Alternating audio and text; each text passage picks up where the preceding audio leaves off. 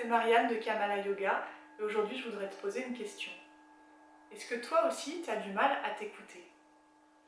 Dans mes cours, je reçois beaucoup de personnes qui viennent parce qu'elles sont arrivées un petit peu au bout d'un chemin de négation où elles ont un peu nié leurs besoins et, et puis elles finissent par se sentir très mal dans leur corps, très mal dans leur vie. Et c'est un petit peu le déclic, le moment où elles se disent il faut vraiment que je prenne soin de moi et un cours de yoga, pourquoi pas.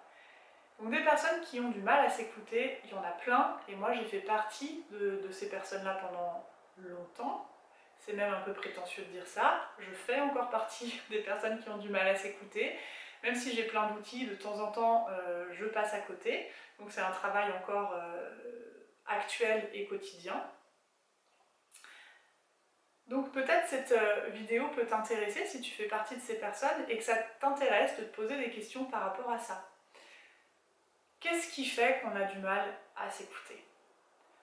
En fait, il me semble que déjà on est dans une société où on a toujours cette injonction d'être au top de la performance tout le temps, où il faut qu'on soit dans l'action, il faut qu'on soit à l'écoute des autres, surtout en tant que femme. Si je peux me permettre, j'ai peut-être créé des discordes, mais il me semble que les femmes sont particulièrement soumises à cette injonction d'être vraiment à l'écoute des autres et au service des autres. Et du coup, c'est pas forcément facile de respecter ses besoins à soi.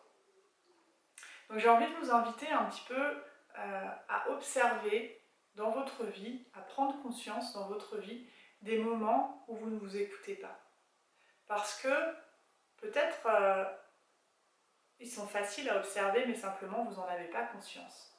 Alors c'est des choses toutes simples, hein. Par exemple, un jour peut-être où on est fatigué, où on aurait besoin d'aller se coucher tôt, et puis finalement on se dit ben non, j'ai encore du temps, je vais faire des tâches ménagères, ou je vais faire de la compta pour mon entreprise, ou je vais être disponible pour quelqu'un que j'aime alors que moi je suis au bout du rouleau.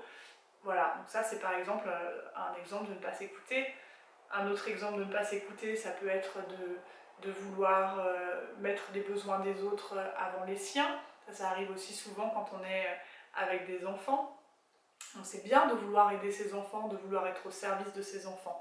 Mais à un moment, si soi-même on est à bout de souffle, qu'on n'a plus de ressources, qu'on n'est plus nourri par rien, on n'aura rien à offrir aux autres non plus. Donc je trouve intéressant d'observer ces moments et de se poser la question de pourquoi. À quoi je réponds quand je ne m'écoute pas. Alors moi personnellement, j'ai pu observer ce comportement souvent pour essayer de colmater une blessure de rejet.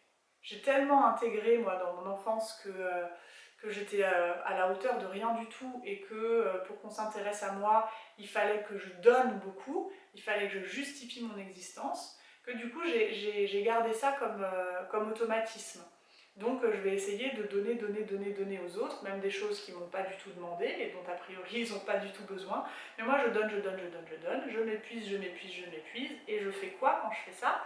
Je ne me sers pas moi, je ne sers pas l'autre, je suis juste en train de m'engouffrer dans une blessure de rejet. C'est tout.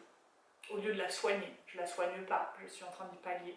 Donc le fait de me poser la question, quand j'observe ce comportement, à quoi c'est dû, ça me permet déjà d'identifier la blessure.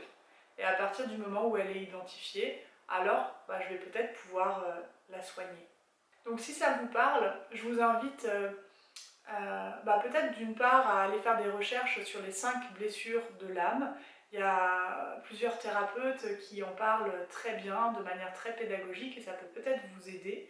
Et puis ensuite, à pratiquer dans votre vie quotidienne, effectivement, ce moment d'arrêt sur image. Mais pourquoi là je fais ça? Est-ce que je me mets de côté au profit des autres? Est-ce que là je suis en train de me respecter? Est-ce que je suis en train de m'écouter? Ou est-ce qu'au contraire je ferme les écoutilles injustement? Et pourquoi? Je vous souhaite une belle pratique et une belle journée.